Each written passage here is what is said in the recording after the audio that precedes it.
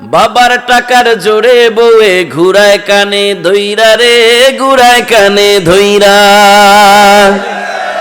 ওরে বউয়ের কথায় ওঠে বসে, যদিও কানে মোচড় খায়। হায় রে হায়, দুঃখে পরাণ যায়, বর্তমানের মানুষদেরই কি যে হইল হায়। ওরে হায় রে হায়, আছে না নাই? এই মিয়া নিয়ত করেন, যুবকেরা বিয়ের সময় যৌতুক টতুক এই বিষাক্ত জিনিস আপনারা গ্রহণ করবেন না। রাজি আছেন ইনশাআল্লাহ? কারা কারা রাজি আছেন দুহাত তুলে আল্লাহকে দেখান। নারায়ে তাকবীর। মুরব্বিও হাত উড়াই দিছে, চিন্তা করছো? হ্যাঁ না না, আপনি হাত উঠাইবেন, নিয়ত বালা আছে যে পোলারে যখন বিয়া করাইব তখন যৌতুক নিব না। হাসেন কা? নিয়ত তো ঠিক আছে, ঠিক না বে ঠিক? পর্দার আম্মা জান, কষ্ট দেওয়ার জন্য বলতেছি না মাগো।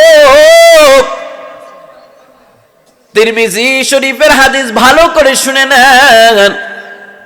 আল্লাহর নবী জানায় দেয়, যদি কোনো স্বামী তার স্ত্রীকে আহ্বান করে, হোক না যে কোনো সময়, হোক না সেটা আনন্দ করার জন্য যদি হয়, আর ওই নারীটা স্ত্রী যদি সাথে সাথে স্বামীর এই ডাকটাকে প্রত্যাখ্যান করে, আহ্বানটাকে প্রত্যাখ্যান করে, এই কারণে স্বামীর অন্তরের যদি কষ্ট আসে, যতক্ষণ পর্যন্ত ওই স্বামীর অন্তরে কষ্ট থাকবো, ততক্ষণ পর্যন্ত ওই মহিলার উপরে আল্লাহ এবং তার সকল ফেরেশতাদের পক্ষ থেকে লানত আর গজব নাজিল হতে থাকবো।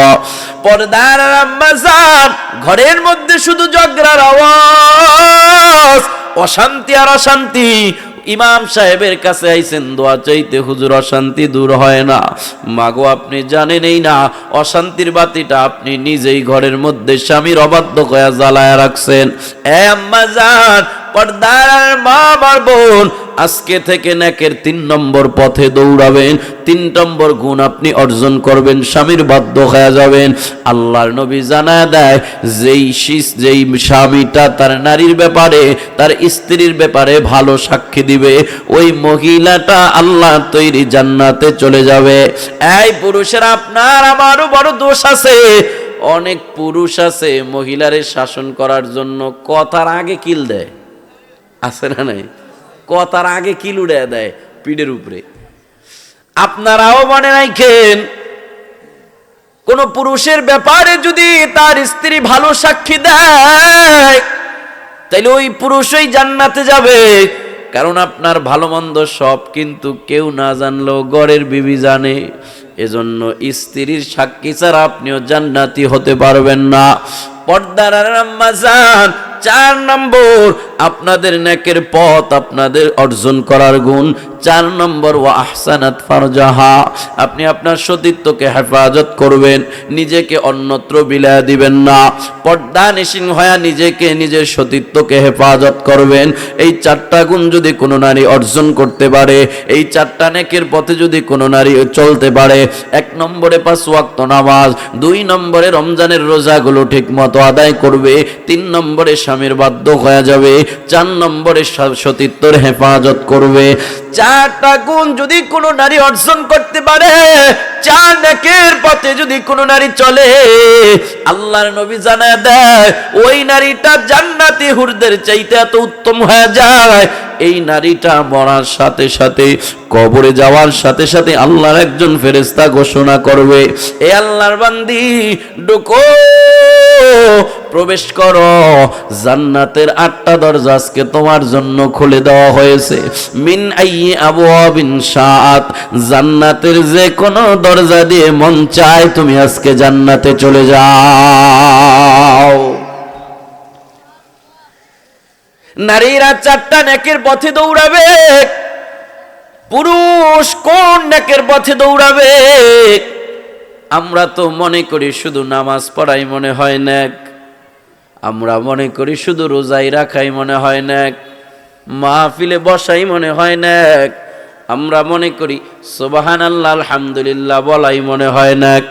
না ভাই আমার, নেকের পরিচয় হলো মা আতাকুমুর রাসূলু ফাখুযুহু ওয়া মা নাহাকুম আনহু ফান্তাহু। আল্লাহর নবী আপনার আমার জন্য আল্লাহর পক্ষ থেকে যেটা করণীয় হিসাবে নিয়ে এসেছে ওটা করা যেমন নেক, আবার আল্লাহর নবী যেটা বর্জনীয় হিসাবে নিয়ে এসেছে ওটা বর্জন করাও তেমন নেক। তার মানে আল্লাহ পাকের হুকুম মানাও নেক, আল্লাহ পাকের নাফরমানি থেকে বেঁচে থাকাও নেক। বিয়ে শাদী আল্লাহ পাকের হুকুম। আল্লাহ বলে ফানকিহু মা তাবা লাকুম মিনান নিসাই মাসনা ওয়া সুলাসা। যদি সম্ভব হয়, শক্তি সামর্থ্য থাকলে তুমি বিয়ে করো একটা, আরো পারলে করো দুইটা, আরো পারলে করো তিনটা, আরো পারলে করো চারটা। বিয়ে শাদী করা যেমন আল্লাহ পাকের হুকুম হিসাবে নেক, ওই বিয়ে শাদীর মধ্যে গান বাজনা থেকে বেঁচে থাকাও তেমন নেক, ঠিক কিনা বলে? কিন্তু আফসোস, মুসলমানের বিয়ে শাদীর মধ্যে এমন এক পরিস্থিতি এখন বর্তমানে হইতেছে যে হিন্দুর বিয়েও ফেল করে লাইছে। আপনার এলাকায় তো নাই, এখনই না বক্স বাজে না, ওরা দিতে পারে না। আর বিয়ার মধ্যে দেখেন ওরে আল্লাহ মাটি সহ কাঁপায়, মনে হয় ভূমিকম্প শরীয়তপুর শুরু হয়ে গেছে। কথা কয় না? আমি একটা ভিক্ষুক আপনাদের কাছে একটু হাত পাততে চাই। যারা আমার নবীর সাথে জান্নাতে যেতে চায়, আমার হাতটাকে আশা করি ফিরাবে না। আমার এই হাতের মধ্যে কিছু না কিছু দান করে, আমার নবীর একটা আদর্শের উপরে আমল করে, আমার নবীর আদর্শটাকে মোহাব্বত করে, আমার নবীর আদর্শটা বাস্তবায়ন করে, ময়দান থেকে নবীর সাথে জান্নাতে যাওয়ার উসিলা হিসাবে ময়দান থেকে বিদায় নেবে। কোন আল্লাহর বান্দা আছে এই আবু যর গিফারি মাদ্রাসা কয় ফাতেমা রে, আজকে তোমার বাবাই চাবুক দিয়া কোন কাফের মুশরিকের বিরুদ্ধে যুদ্ধের ময়দানে আঘাত করব না, বরংস তোমার বাবার চাবুক দিয়া তোমার বাবার একজন সাহাবী তোমার বাবার গায়ে আঘাত করে তোমার বাবার বিরুদ্ধে তোমার বাবার থেকে তার পাওনা পরিশোধ করে দিব। এমন কথা শোনার পর হযরতে ফাতেমার চোখে কান্নার আওয়াজ। ফাতেমা ডাক দেয়া কয়, ফজল এটা তুমি আমারে কি শুনাইলা? আমার এতিম বাবাটারে মক্কার কাফের মুশরিকেরা কম মারা মারে নাই, এরপরে আবার এখন বাবার কোন সাহাবী আমার এতিম বাবাটা অসুস্থ বাবাটারে মারব? এই ফজল, আমার বাবার এখন আপন ছাড়া হবে কেউ নাই। আমার বাবারে মক্কার কাফের মুশরিকেরা কম মারা মারে নাই, আমার বাবার ঘাড়ের উপরে উটের নারী বুড়ি পর্যন্ত চাপায় দিছে। মাঝে মধ্যে খানায় কাবার সামনে আমার বাবার গলার মধ্যে কাপড় লাগাইয়া এত জোরে টান দিত, আমার বাবার জিহ্বাটা বাহির হয়ে যাইত। আমার বাবার এত সুন্দর চাঁদের মতো চেহারাটা রক্ত বর্ণে লাল হয়ে যাইত। মাঝে মাঝে ঘরে ঢুকলে দেখতাম বাবার জামাটা এক কোনা দিয়া ছিঁড়া। জিজ্ঞাসা করতাম, বাবা গো, আজকে মনে হয় মক্কার কাফেরেরা তোমারে আঘাত করেছে? আমার বাবা মুস্কি হাসি দিয়া বলতো, হা ফাতেমা, আমার কাফেরেরা আমাকে মারছে, তবু আমার দুঃখ নেই যদি তারা কালিমা গ্রহণ করে। আমার এতিম বাবাটারে কে এখন অসুস্থ অবস্থায় মারবো? এই ফজল, না না না, আমি এটা সহ্য করতে পারবো না। হযরতে ফাতেমা তার হাসান আর হুসাইনকে ডাক দেয়া বলে, এই হাসান আয় আয় আয় আয়, তাড়াতাড়ি দৌড়া যা, তোর নানাজিরে জানি কোন সাহাবী মারবো রে। তোরা দুই ভাই যা নানাজির সাহাবীর সামনে পিঠ পাইতা দিবি। আমার এতিম বাবারে যদি ওরা মারে, আমি ফাতেমা সহ্য করতে পারবো না, আমার বাবা বড় এতিম। এমন এতিম নবী আমার, পিতা মাতা নাই যে তাহার, তারপরেও কত মারা মারলো তারে বেঈমানে। নবী বিনে কে তারাবে পুলসিরাত মিজানে, নবী বিনে কে তারাবে পুলসিরাত মিজানে। ফাতেমা ডাক দেয়া বলে, হাসান, এই হুসাইন, যা যাও, তাড়াতাড়ি নানার সামনে যা ডাল হয়ে দাঁড়াও, আমার বাবাটারে যেন মারতে ওরা না পারে। দৌড়ায় হযরতে হাসান আর হুসাইন ময়দানে দৌড়ায় চলে যায়, যা দেখে নবীর সাহাবী চাবুক হাতে দাঁড়ায় রইছে, নবীর দিকে আগাবে আঘাত করার জন্য। নবীর কলিজার টুকরা নাতি দয় হযরতে হাসান আর হুসাইন সাহাবীর দুইটা হাত বাছায়া ধরছে, এই নানাজির সাহাবী, আমার অসুস্থ নানাজিরে মাইরো না, আম্মাজান সহ্য করতে পারবো না, আমরাও সহ্য করতে পারবো না। ওরে নানাজির সাহাবী, আমার নানার চেহারার দিকে তাকাইলে কি তোমার একটু মায়া লাগে না? কেমনে আমার অসুস্থ নানাজিরে মারবা? এই সাহাবী, না না না, আমার নানাজিরে মাইরো না, আমরা দুই ভাই, আমি হাসান, আমার ভাই হুসাইন, দুইটা ভাই তোমার সামনে দুইটা পিঠ পাইতা দিলাম রে সাহাবী, যদি মারতে হয় এই দুই পিঠের মধ্যে আঘাত করো, তারপরে আমার নানাজিরে মাইরো না। নবী আমার চোখের পানি ছেড়ে দিয়েছে, এরে নানাজি সইরা দাঁড়াও, সইরা দাঁড়াও। এই নানা ভাই হাসান, এই নানা ভাই হুসাইন, সরে দাঁড়াও, সাহাবীকে সাহাবীর পাওনা পরিশোধ করে নিতে দাও। হুকুকুল ইবাদ, বান্দার হকের ব্যাপারে কোনো ছাড় নাই, বান্দা মাফ না করলে আল্লাহ মাফ করবে না। দাও দাও, সাহাবীকে তার পাওনা পরিশোধ করে নিতে দাও। সাহাবী এবার চাবুক হাতে হাঁটি হাঁটি পা পা করে নবীর দিকে আগাইতেছে। সাহাবীদের মধ্যে কান্নার জোশ উঠে গেছে, আবু বকর কান্দে, ওমরও কান্দে, কিছু কিছু সাহাবী নিচের দিকে চোখ দিয়া নিচের দিকে তাকায় রইছে। কেমনে রে নবীজির গায়ে আঘাত করলে সেই দৃশ্য দেখে থাকবো? কেমনে আমরা তাকায় থাকবো রে? সাহাবীরা নিচের দিকে গুমরা গুমরা কান্দে। নবীর সাহাবী চাবুক হাতে হাঁটি হাঁটি পা পা করে নবীর পিছনে আইসা দাঁড়ায় গেছে। আইসা কয়, নবী, আপনি যখন আমাকে আঘাত করেছিলেন ওই সময় আমার গায়ে কোনো কাপড় ছিল না গো নবী, আমার পিঠটা একেবারে খালি ছিল। আপনার পিঠে তো জুব্বা দেখা যায়, এই জুব্বার উপরে আঘাত করলে তো পরিশোধ সমান সমান হবে না। ও নবী, ঋণ প্রতিশোধ ঋণ সমান সমান হবে না। আল্লাহর নবী গো, আপনার পিঠের জুব্বাটা উঠায় দিলে আমি খালি পিঠে আঘাত করতাম। আবু বকর করে নিষ্ঠুর, যেই মানুষটার গায়ে আল্লাহ মশা মাছি বসা হারাম করে দিয়েছে, ওই মানুষটার গায়ের কাপড় উঠা খালি গায়ে বুঝি তোমাকে মারতে হবে? একটু কি মায়া তোমার দিলেন নাই? নবী সাহাবী এই কথা বলার পর নবী আমার সাহাবীকে বলে, সাহাবী, যেহেতু তুমি পাওনাদার, যেইভাবে তোমার ঋণ পরিশোধ হয় ওইভাবেই তুমি আঘাত করবা। আমার নবী নিজের গায়ের জুব্বা মুবারক উঠায় দিছে।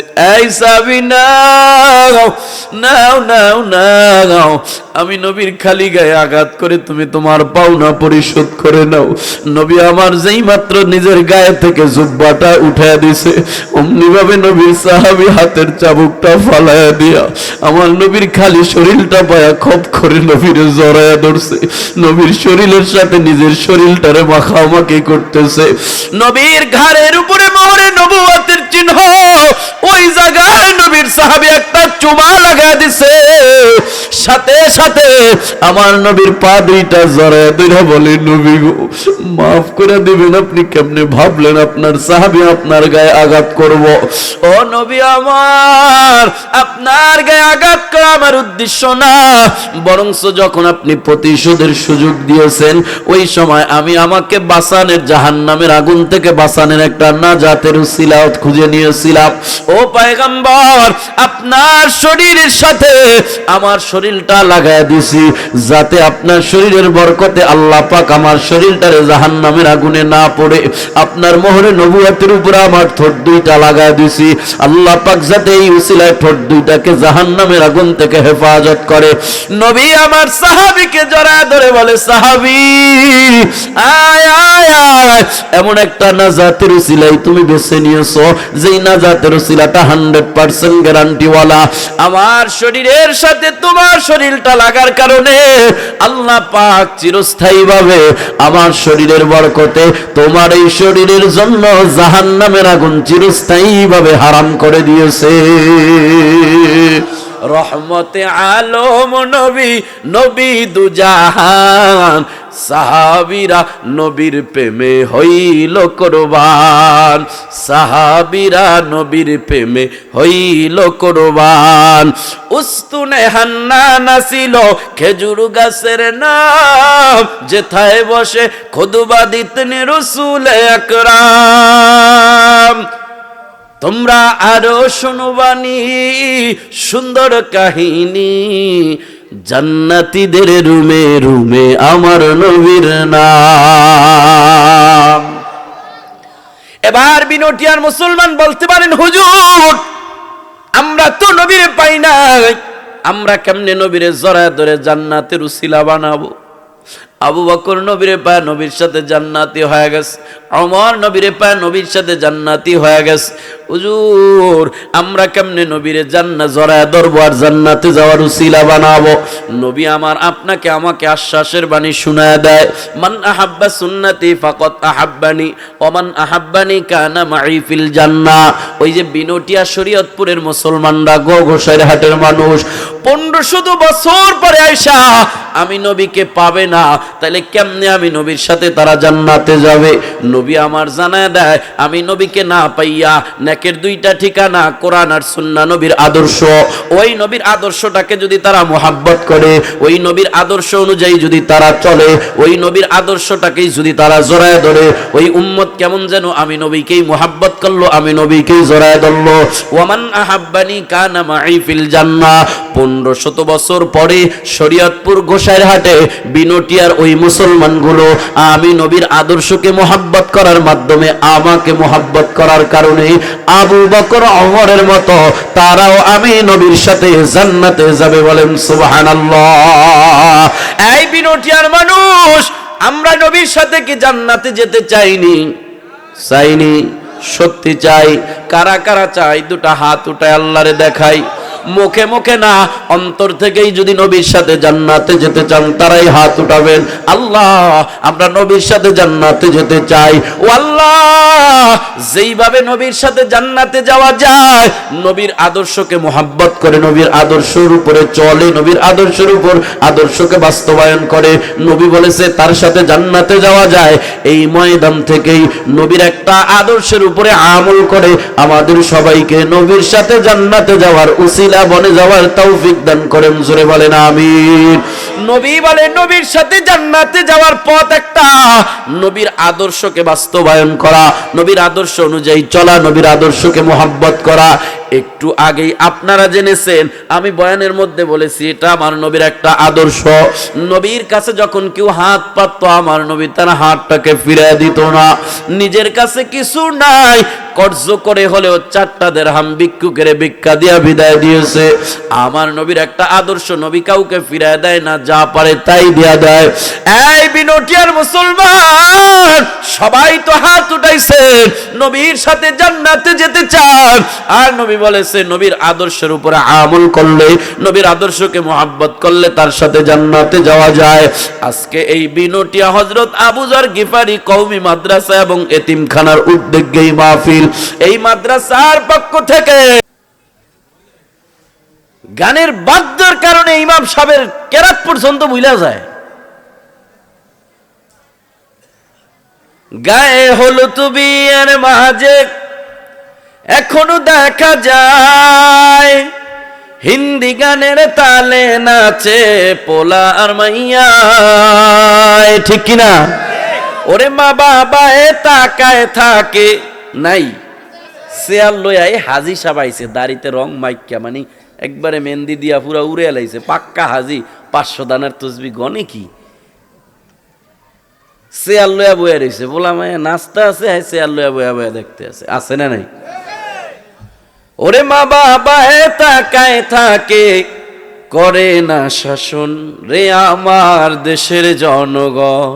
টিভি হইল যেমন তেমন, ডিশের কারণে মাথা গরম, হিন্দি ফিল্মে খাইলো দেশটা, পাবজি আর ফ্রি ফায়ারে খাইলো দেশটা, করি কি এখন রে আমার দেশের জনগণ? ঠিক কিনা বলেন?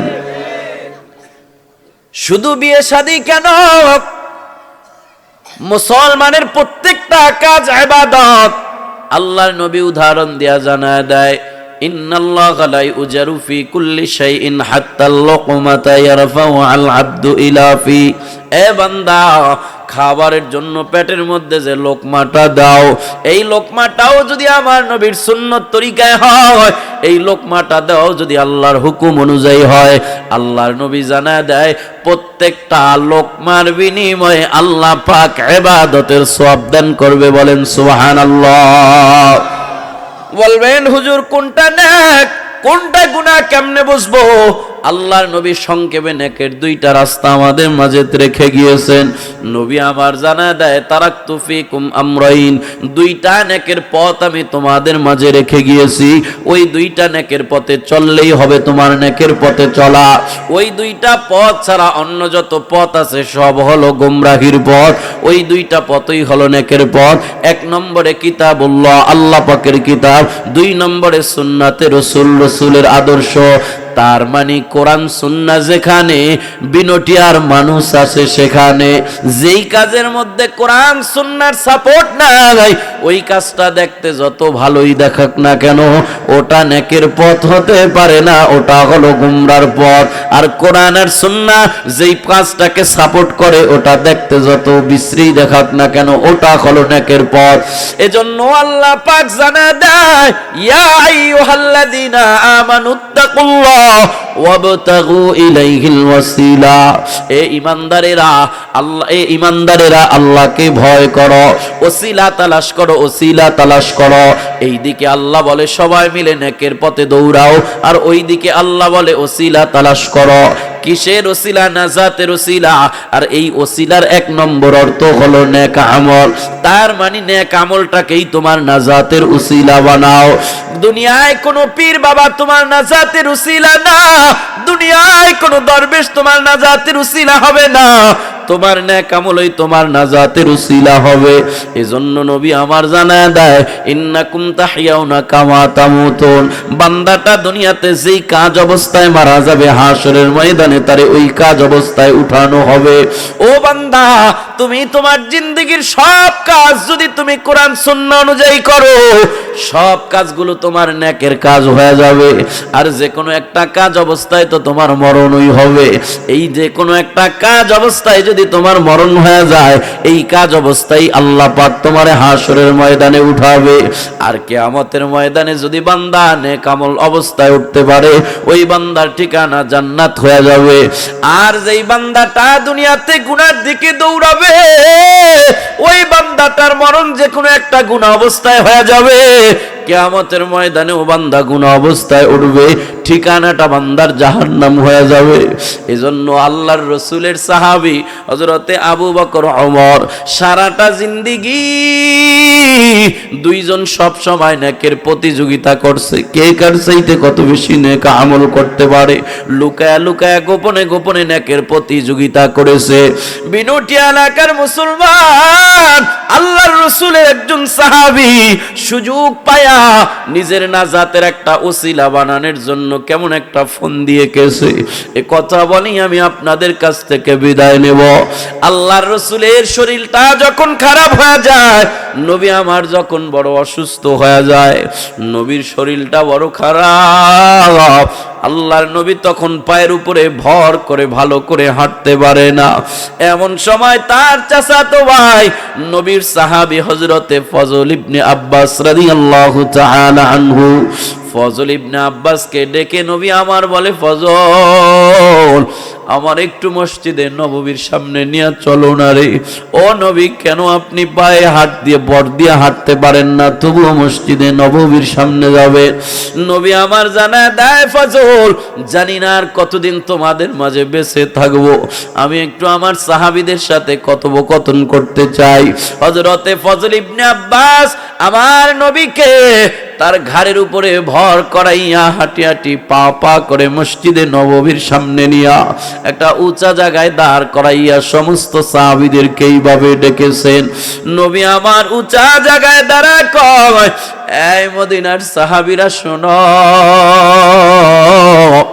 আমি নবী কতদিন তোমাদের মাঝে থাকবো জানি না, নবীর শরীরটা বড় খারাপ।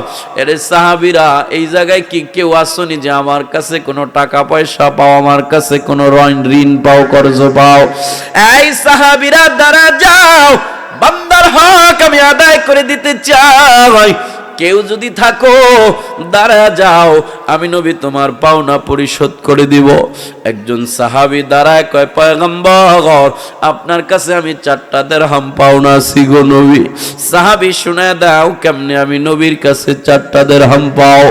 নবীর সাহাবী ডাক দেয়া বলে, নবী আমার, আপনার কাছে একদিন ভিক্ষুক এসেছিল ভিক্ষা চাওয়ার জন্য।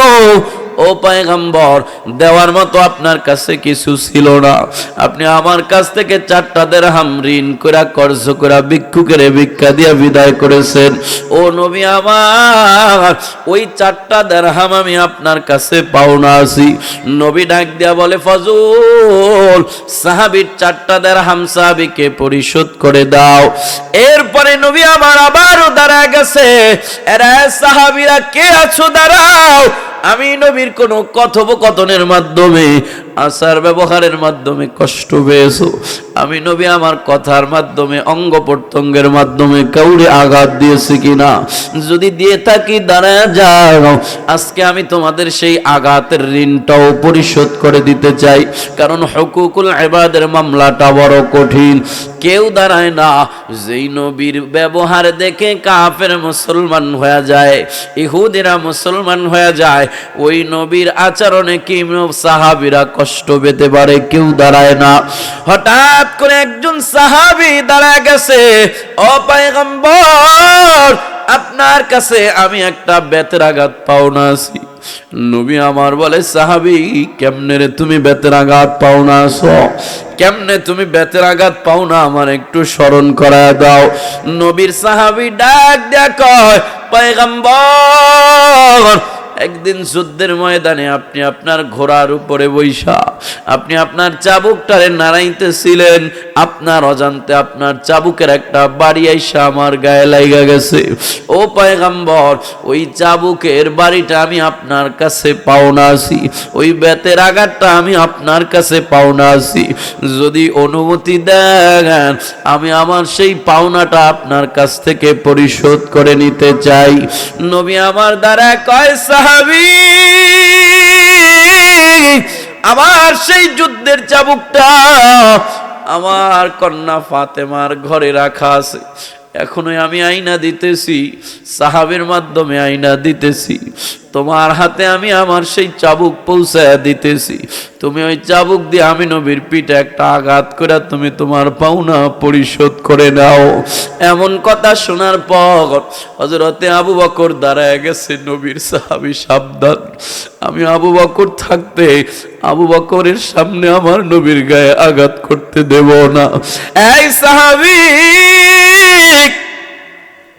তুমি তো জানো আমি আমার নবীরে কতটা ভালোবাসি রে। হিজরতের 6 মাস পূর্বে নবী আমার ইশারা করেছিল, আবু বকর হিজরত করা লাগতে পারে। আমি আমার নবীর অপেক্ষায় 6 মাস পর্যন্ত রাতের বেলা বিছানায় পিঠ লাগায় ঘুমাই নাই, দরজার সাথে ট্যাক লাগায় হেলান দিয়া রাত্র কাটায় দিছি, যাতে ঘুমায় থাকলে আমার নবী আইসা ডাক দিলে নবীর কষ্ট না হয়, দেরি না হয় আমি আবু বকরের উঠতে। এই নবীর সাহাবী, ওই নবীরে আমি আবু বকরের সামনে আঘাত করবা, আমি আবু বকর থাকতে তা হতে দেব না। সাহাবী, না না, আমি আবু বকর তোমার সামনে পিঠ পাইতা দিলাম, যদি মারতে হয় আমি আবু বকরের মারবা, আমার নবীরে মারতে পারবা না। ওমর দাঁড়া গেছে, নবীর সাহাবী সাবধান, আমি ওমরের তরবারি মুসলমানের বিরুদ্ধে একবারই দাঁড়াইছে, তরবারি নিয়ে নবীর গর্দান আনার জন্য রওনা হইছি, নিজের গর্দান নবীর কদমে দিয়া মুসলমান হয়ে গেছি।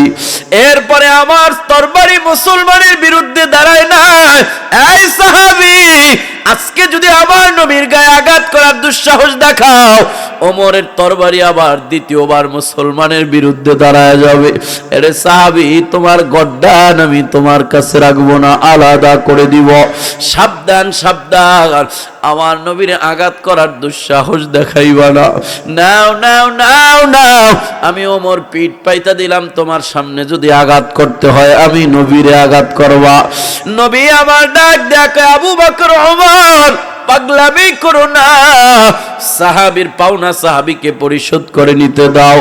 নবী ডাক দেয়া কয়, ফজল, ফাতেমার ঘর থেকে আমার চাবুকটা নিয়ে আসো। হযরতে ফজল ইবনে আব্বাস ফাতেমার ঘর থেকে চাবুক নিয়ে রওনা।